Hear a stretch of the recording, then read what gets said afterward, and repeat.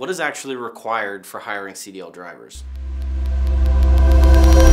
So you need a driver application, and you should be getting consent for everything: MVR, clearinghouse query, PSP if you're doing that, etc. You want a copy of the CDL. If your insurance has requirements for CDL experience, this is a great time to verify that experience before moving forward. Each insurance company might be different, so work with your agent and make sure you know what's required so you aren't wasting time. MVR review, you want to check the MVR for accidents and violations. If the driver is providing their own MVR and they're just this golden applicant, it should be dated within the last 30 days. It's not very common. I see it every once in a while though. It's pretty nice. You got to do your FMCSA Clearinghouse query. That's kind of a given. Verification of employment, or VOE. You're just contacting previous employers to verify the driver's employment, really just checking the dates. Some of the recruiting software might do this for you, and if not, that's definitely something you should look into just to move this process along faster.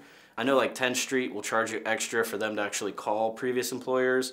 If that's something you want to pay extra for, there's some options as well. PSP is optional, for now at least. You do have to get a pre-employment drug test, and if the driver fails, you have to report it to the FMCSA Clearinghouse and cease hiring. You cannot hire that person. Don't have them go take another drug test. You also need to enroll the driver in a drug and alcohol consortium. You got to do both. They got to take pre-employment drug test and get enrolled in drug and alcohol consortium. So yes, a driver could potentially do a pre-employment drug test and then 30 days later be taking another drug test because they got randomly selected in the consortium. They should also be doing a road test, which can be performed by any CDL driver.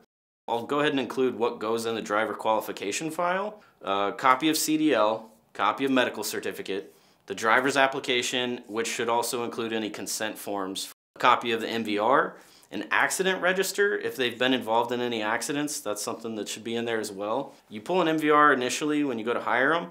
You're going to pull another one every year for that driver, and if you're smart, you'll line that up with all your drivers right before your insurance renewal, so you can hand those over to your insurance agent. It makes you look really good and helps you get quotes back faster. You'll need a certificate of enrollment in random drug testing, the road certificate, the verification of employment stuff. You'll have like a history of that in the recruiting software, or you'll need to keep your own if you're doing it on your own, essentially without any software. Pre-employment drug test results.